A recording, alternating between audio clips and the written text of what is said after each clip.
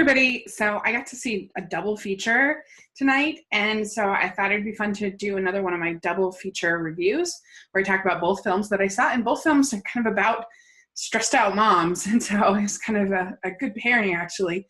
So the first film that we're going to talk about is the movie Tully. This is a movie directed by Jason Reitman and written by Diablo Cody, so I was very much looking forward to it.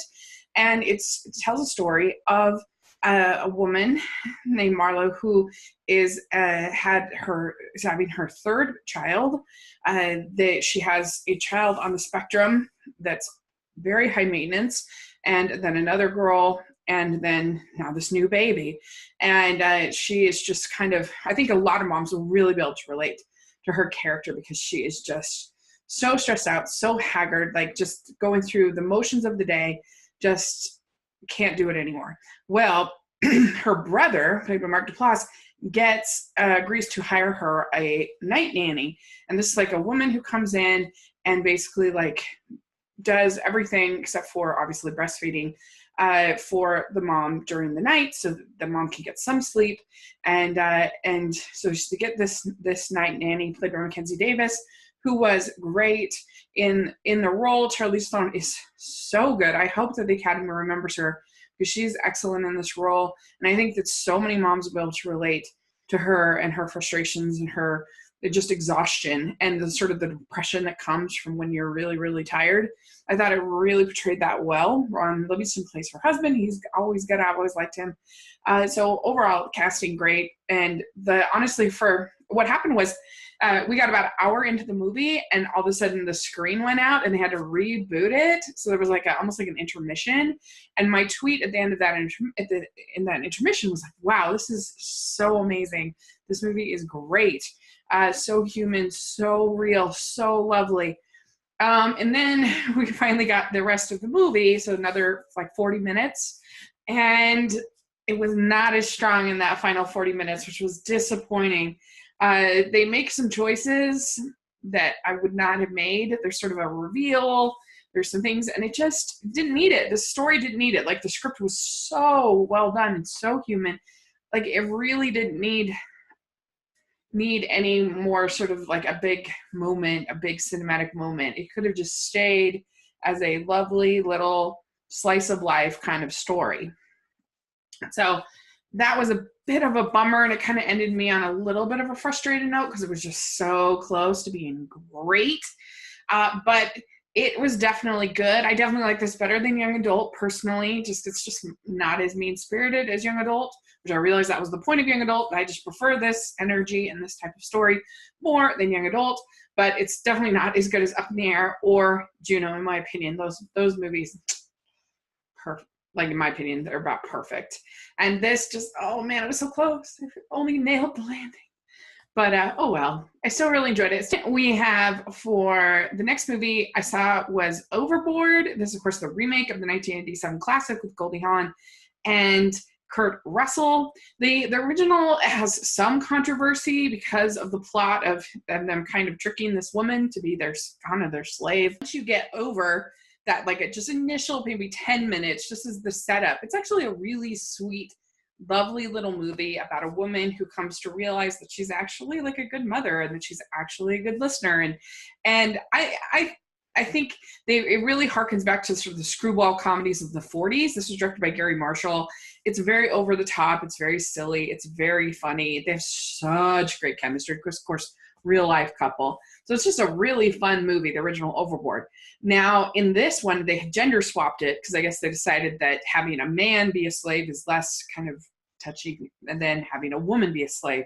And it's not technically a slave, but just having him do housework and stuff like that. Anna Faris in the Goldie Hawn role, and they have Eugenio Derbez as in the Kurt Russell role. One thing that's really cool that they did is they have Eugenio actually speaking Spanish with all of the Spanish characters. So there's actually subtitles, which is really cool. You can tell they're definitely trying to tailor this to a Latin American audience, and I'm sure they will really embrace it. I doubt they're as attached to the original, that audience. And he did really well with How to Be a Latin Lover last year, and that made a lot of money. And it wasn't my favorite. It just wasn't quite funny enough, but it wasn't like horrible. So I think it has potential. But there's problems with this movie. It definitely won't be a favorite of big fans of the original film because they just kind of got rid of all the screwball aspects of the original thing. They kind of took all the funny out and made it like really, really sincere. And they tried to kind of make things more neat by having it be sort of this survival tactic as opposed to like the Kurt Russell character is kind of doing it out of revenge for them not paying him, for her not paying him. And so he's doing it kind of out of revenge. It's definitely like more petty. Whereas like the Anna Faris character is like this single mom whose mother leaves, so she has no childcare. So she's in like this, she has to be ready to take this nursing exam. So she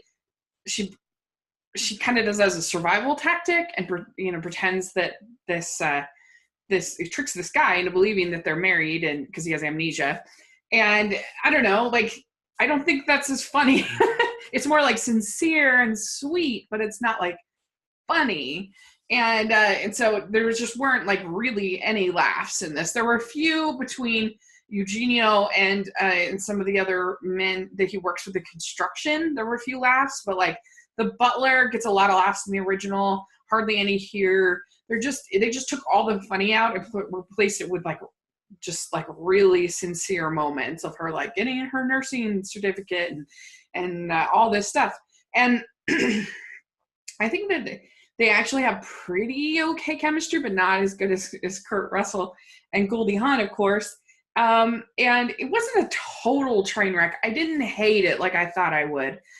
Like if you see it on cable or something like that, like it's fine. It's like positive and pleasant people in it, and the kids are really cute, and the bond between Eugenio and these girls is really sweet and cute, and so all that sincere stuff is there. It's just a little boring, I thought, and just wasn't funny, and so it didn't really work for me, but it wasn't awful.